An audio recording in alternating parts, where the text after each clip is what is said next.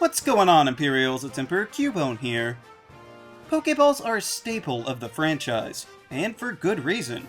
You literally can't catch them all, let alone any of them, without possessing Pokeballs. And a while back, I did the best Pokeballs in the franchise. Outside of the Master Ball, because duh. So I was wondering which ones might be the worst. Now bear in mind, this will almost entirely be based on their function and how well they actually interact in gameplay. So sorry if you like the look of one, but that's a separate consideration. So, here are the top 6 worst Pokeballs. Number 6. The Premier Ball. I'll get this one out of the way first, since I know there are people out there that really like this Pokeball. I've heard people say that they like to use it all the time instead of the regular Pokeball. But really, there's no difference. Literally, the only distinguishing factor would be which look you prefer, since the Premier Ball has the exact same catch rate as a regular Pokeball of 1. There's really no reason for it to exist. If they wanted that design, they could have given it any kind of defining attribute, aside from the same but different. You can't even get it on its own. The only way to get one is to buy 10 Pokeballs from the mart.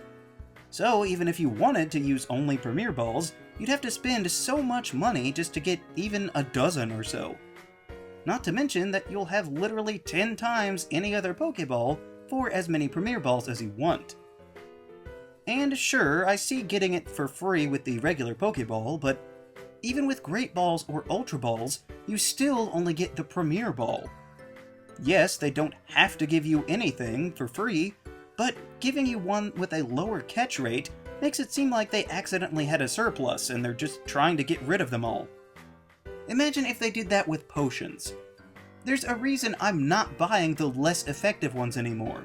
They're just not cutting it for this point in the game.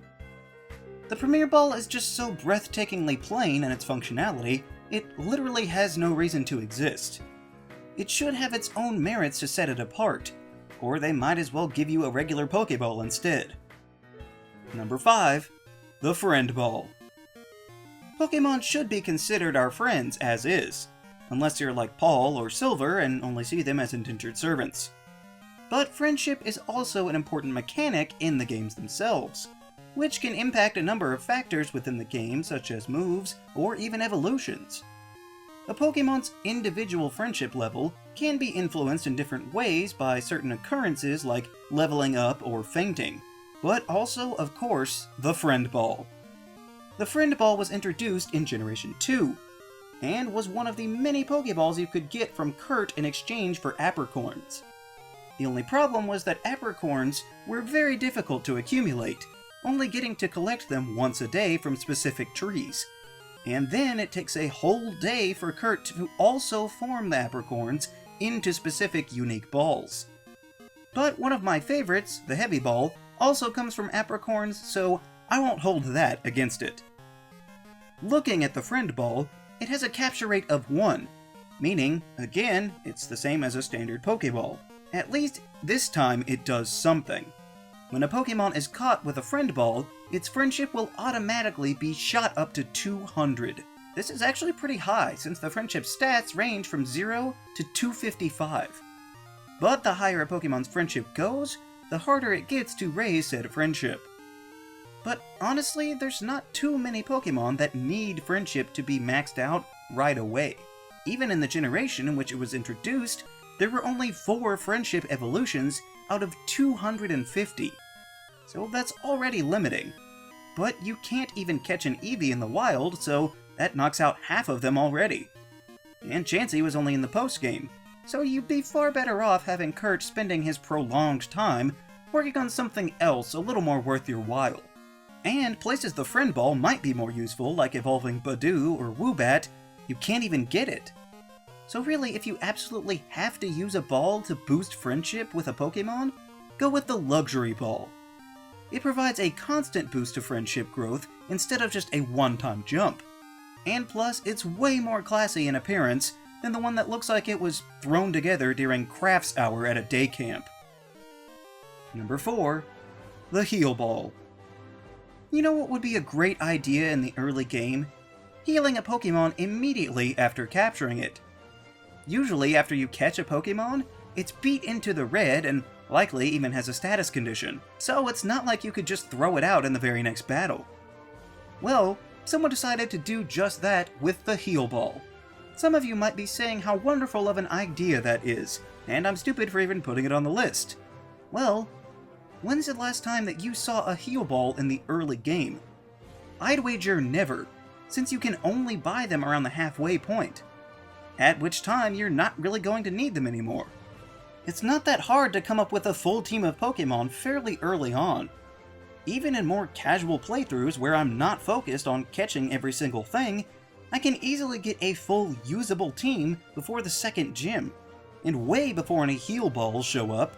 So even if I were to use a Heal Ball, it wouldn't matter, because the Pokémon in question would be zapped straight to the PC and be instantly healed anyway.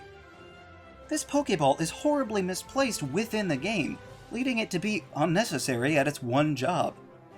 If you could actually get Heal Balls at the beginning, you could get your money's worth, but instead they're literally no better than a standard Pokéball and have no added effects outside of having a bunch of pretty colors, which some people do like, and I can respect that. Recent generations also now provide a chance to place new members in your party directly, which does bring back some chance that the Heal Ball might actually have its intended effects kick in, but it's still unlikely, since the further in the game you get, you're less likely to be switching out team members frequently. So in theory the Heal Ball is a really good idea, but in practice, you can't hardly get the maximum effect without permanently sacrificing a party slot to keep it empty just in case you might want to immediately heal a new member for the team. Number 3. The Dream Ball. This Pokéball is fairly interesting. It's technically listed as having a catch rate of 255, or in other words, it never fails. Which sounds amazing, that's Master Ball levels of power right there. But that's a bit of a misnomer. See, Dream Balls are only usable in the Dream World. This item appears in your bag when you go to capture a Pokémon in the Dream Realm. You only get one, since that's all you'll need in this magical mystery plane. But that's not exclusive to the Dream Ball. Apparently any Pokéball used in the Dream World will catch a Pokémon without fail. A regular Pokéball would do the job just as well. The only difference is that you would have to dip into your own personal stash instead of the freebie that just appears, but also disappears if you don't use it in the encounter. So basically the Dream Ball doesn't exist if you decide not to use it. It's just a one-off throw that's handed to you for free that's not actually any better than any other Pokéball.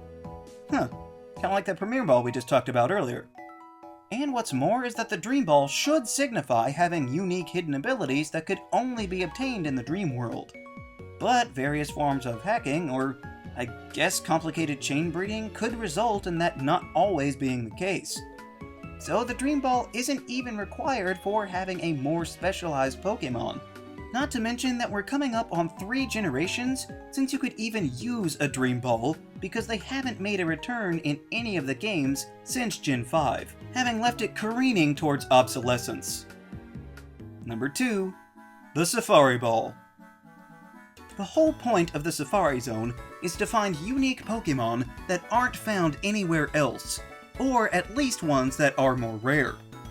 So to capture them, you'd think that they would give you something substantial to use, right?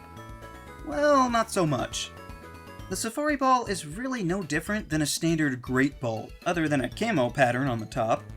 The problem with that, as I said before, the Pokémon here are generally stronger or harder to find, meaning that they won't go into a Pokéball so easily. But the Safari Ball is the only option to use in these areas. In any other location, you could switch to a more suitable ball, or at least one that's more powerful. The Safari Ball leaves you stuck with close to the least possible effort when you're surrounded by nothing but Pokémon with ever-increasing catch rates, which means they'll keep breaking out.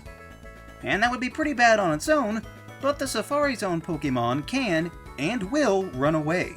You can throw bait or rocks or things to try and finagle the Pokémon into the ball, but it takes a whole turn, and while it can make it easier to catch, it can still run away and you'll have done so for nothing. The whole thing is rather infuriating. I am sure that people would gladly pay an upcharge at the front gate for a version of a Safari Great Ball or something, instead of hurling a metric ton of substandard Pokeballs at full health targets that don't even think about shaking, and won't hesitate to flee, leaving you to wonder why you just spent $500 to catch 2 Oddish and a Spearow that you already had. Number 1. The Moon Ball. Normally, if you slap moon onto something, whether that's shoes or sand, people lap it up without a second thought. But this moon ball is really just pretty terrible. Now, I will say that it is aesthetically pleasing, and has an interesting design, so that's something, I guess, but not enough to justify its existence. See, the moon ball has a catch rate of 4, so that's pretty decent. What's the big deal? Well, this advantage only applies to Pokemon that evolve using the Moonstone, providing its namesake. Now, if you might recall from the Evolutions video, out of the entirety of the franchise, the Moonstone evolves all of 6 Pokemon. True, that pool is on the upper end of Stone evolutions, and the ones that you can get are also largely pretty great. But it's still an incredibly narrow field to which to devote a wholly unique item.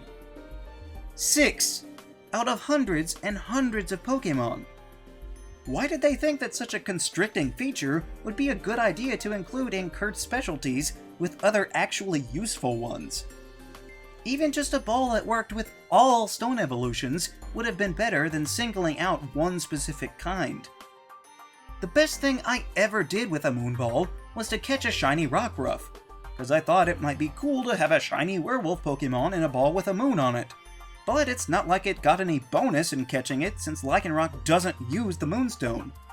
And even that was incredibly risky, since in Alola, you only get a very limited supply of Moon Balls, meaning it easily could have failed, essentially being nothing more than a standard Pokeball, and then the one Moon Ball would have been utterly wasted just because it's so mind-numbingly restrictive. And, due to a glitch, in Generation 2, its bonus didn't even work. They could have easily buffed the Moon Ball a lot by just rolling in what eventually became the Dusk Ball. That would have helped give it some kind of extended purpose, but no. Instead, this niche Pokeball is stuck being standard on everything in the game except for one full team of Pokemon out of all of them in existence. Which means being practically useless is almost worse than not having a gimmick at all. Please, Moon Ball, we deserve better, and so do you. So, those are what I believe to be the top 6 worst Pokeballs in the franchise. Which is your least favorite Pokeball? Let me know down in the comments. Also, be sure to leave a like, share this video, and subscribe so that you too can become an Imperial today. We'll see you around next time!